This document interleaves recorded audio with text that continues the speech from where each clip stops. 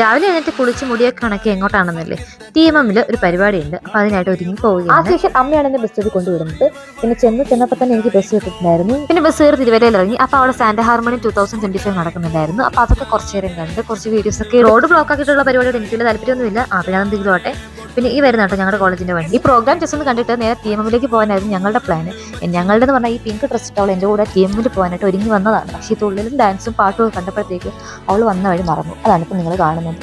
പിന്നെ ഈ പ്രോഗ്രാം എല്ലാം പിന്നെ കണ്ടിട്ടാണ് ഞങ്ങൾ അങ്ങോട്ടേക്ക് പോകുന്നത്. എന്നായാലും ഇനിയിപ്പോൾ പ്രോഗ്രാം എല്ലാം കണ്ടിട്ടേ പോകുന്നുള്ളൂ. അവിടെ നിന്ന് കുറേ നേരം ഈ പ്രോഗ്രാം എല്ലാം കണ്ടിട്ടാണ് ഞങ്ങൾ TMM പോകുന്നത്.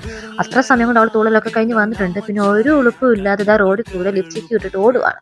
അങ്ങനെ ഓടി ഞങ്ങൾ TMM ചെന്നപ്പോൾ പ്രോഗ്രാം ഒക്കെ തുടങ്ങിയിട്ടുണ്ടായിരുന്നു.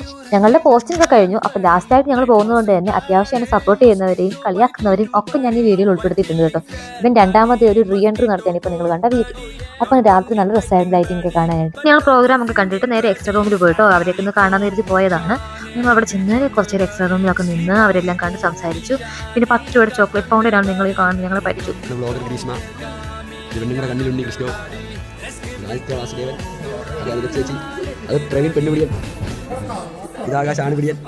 ഇവരെയൊക്കെ പരിചയപ്പെടുത്തിയത് ആരാ? ഞങ്ങളുടെ സ്വന്തം കുഞ്ഞു. സത്യം പറഞ്ഞ് ഫുഡ് കഴിക്കുന്ന വീഡിയോ എനിക്ക് എടുക്കാൻ പറ്റിയില്ല. കാരണം എൻ്റെ ഫോണിൽ ചാർജ് തീർന്നു പോയി കേസ്.